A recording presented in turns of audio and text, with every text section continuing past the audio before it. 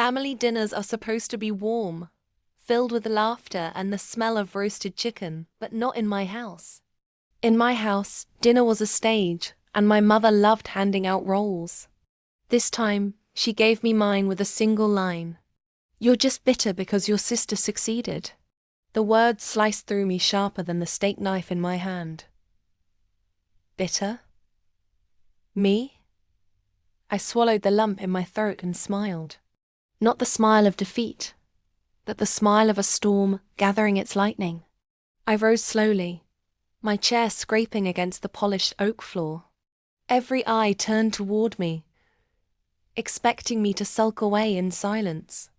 Instead, I leaned across the table and said, clear as crystal, "Then ask her to return the $61,000 I gave her, so we could keep the family afloat, and pay off your loan." The room froze. Even my father, who never paused mid-meal for anything, dropped his fork. The metallic clink was the loudest sound in the room. My sister's glass trembled in her hand.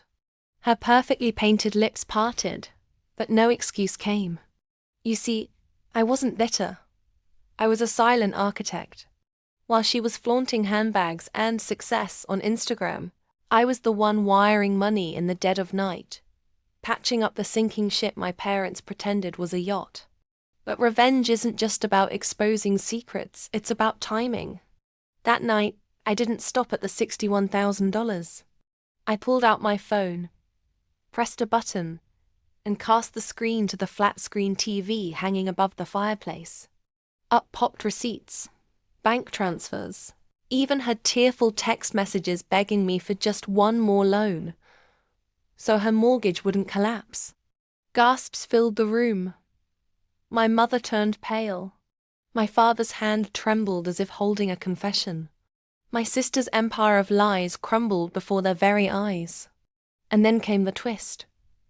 I hadn't just collected receipts. I'd invested quietly, strategically. Stocks, real estate, a tech startup now making headlines. While my sister posed as the golden child, I became the actual golden one. So I ended with this. Mom, Dad, I'm not bitter. I'm the reason this family didn't drown. While you handed her the crown, I built the kingdom. The difference? My empire doesn't need anyone's approval. I grabbed my coat, walked out, and never looked back. The silence behind me wasn't defeat, it was realization. The next day, calls came flooding in, apologies dripping with regret. But I didn't answer, because revenge is not about getting even. It's about rewriting the story, so the ones who wrote you off realize you were the author all along.